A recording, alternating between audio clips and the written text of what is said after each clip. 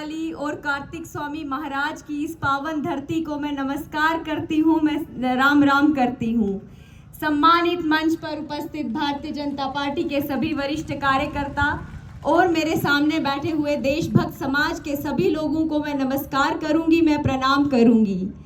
जैसा कि आप सबको पता है कि 18 तारीख को इलेक्शन है और ये इलेक्शन हमारा किनके साथ है, इस सब से भी आप भली भांति परिचित हैं।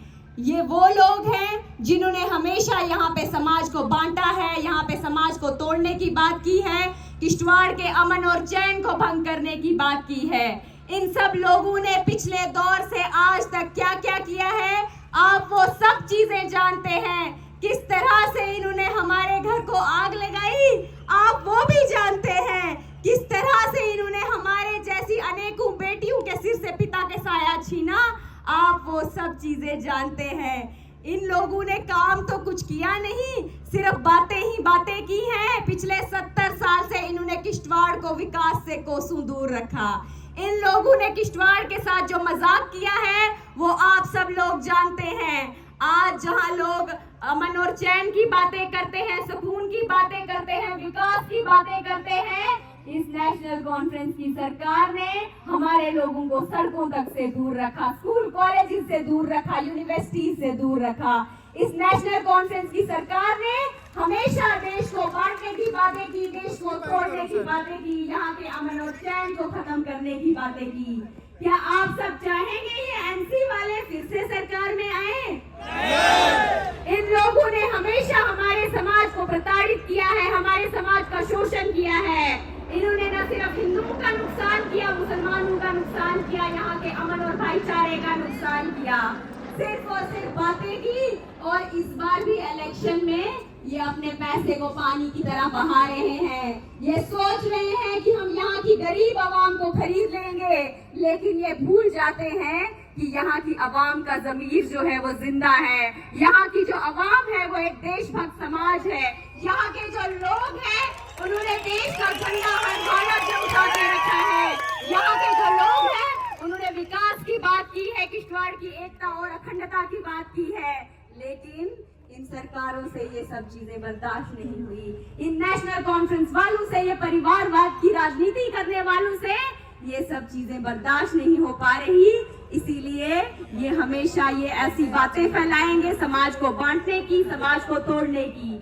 इसीलिए आप सबको मैं यही कहूंगी, इस महाभारत के युद्ध का आगाज जो नेशनल कॉन्फ्रेंस ने किया है, इसका जवाब आप सबको देना है। इसका जवाब यहाँ का देशभक्त समाज देगा, यहाँ का प्रत्येक नागरिक देगा। जो छल, जो कपट इन्होंने हमारे साथ किया है, उसका जवाब आप सब लोग देंगे। इन लोगों ने काम तो कुछ किया नहीं, बस किश्तवाड़ को जलवाया है, यहाँ दंगे करवाए, यहाँ फसाद करवाए, यहाँ पे दुकानों को पहले लूटा और फिर जलाया। क्या आप सब लोग वो दौर भूल चुके हैं? क्या आप सबको याद नहीं किस तरह इन्होंने हमारे वीरों को मौत के घाट उतारा, किस तरह इन्होंने हमसे हमारे पिता और हमारे छोटे पापा को छीन लिया, किस तरह से 1 नवंबर की वो काली रात जब हमारे सिर से इन्होंने पिता का साया छीन लिया। क्या आप सब लोग वो भूल चुके हैं? क्या आप सब भूल चुके हैं जो अनिल परिहार, जो अजीत परिहार आपकी सेवा के लिए हमेशा तत्पर रहते थे, जो दिन नहीं देखते थे, रात नहीं देखते थे, लेकिन अपने समाज के लिए हमेशा खड़े होते थे? क्या आप सब उनकी कुर्बानी भूल गए हैं? क्या आप सब चंद्रकांत जी को भूल गए हैं? क्या आप सब भंडारी साहब को भूल गए हैं? मुझे नहीं लगता यहाँ के समाज के किसी भी व्यक्ति को हमारे शहीदों का सिलसिला भूला होगा।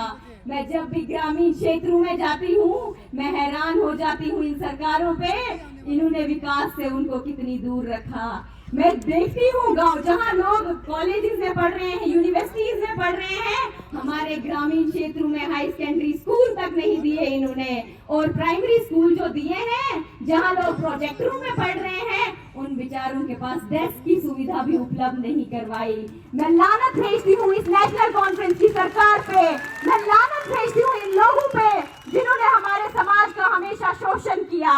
आप सब लोग जानते हैं,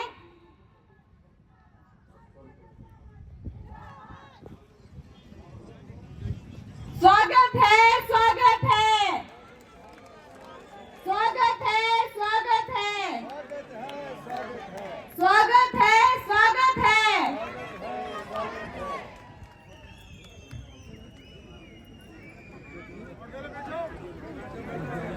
डॉक्टर जितेंद्र सिंह